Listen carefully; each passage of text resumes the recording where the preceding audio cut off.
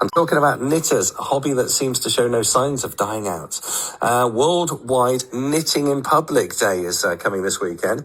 That's the thing. So let's get some tips and advice from Courtney Love, who owns the Chunky Needle, which offers knitting courses across Wiltshire. Knitting in public, it sounds like it's something which was outlawed. I don't think it's that bad, was it really, the idea of it? No, if anything, it's completely the opposite. Brilliant. No. So tell me about your journey into knitting. Oh my gosh. Well, I'm pushing my 50s really, but I've been knitting since probably 10 or 11. My grandmother taught me, probably like most of us were taught by a grandparent. And it's just something I passively did through my 20s and 30s. And then an opportunity kind of landed on my door when I was a stay-at-home mom about close to 10 years ago. And I've turned it into a bit of a craft hobby business. Seems to be quite a few younger people now get involved with knitting.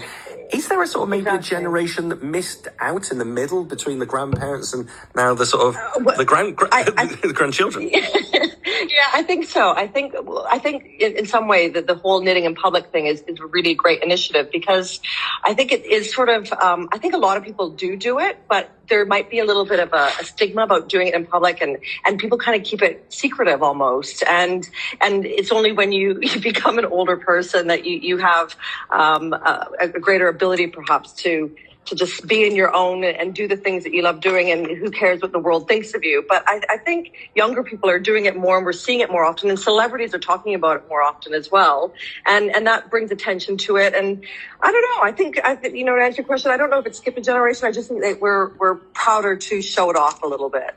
I mean, the one that got me was when, Harry Judd, I was watching the Race Across the World celebrity special a little while back, and him and his mum were sort of knitting like there was no conversation about the fact they were knitting. They were just doing that on the train. I just thought, that's such a lovely thing, rock star, pop star kind of thing, knitting on a train, on telly, and just not caring.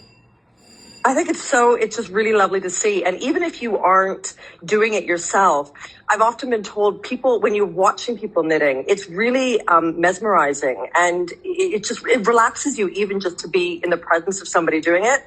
The sound that you hear, the needles clicking against each other, the repetitive motion of pulling the wool over the needles and producing this beautiful fabric. It's enjoyable to watch as well. So I think it's got benefits not only to the person doing it, but to all of us who get to sit and watch it as well. So I think more people should do it on the tube. It might relax our world a little bit more.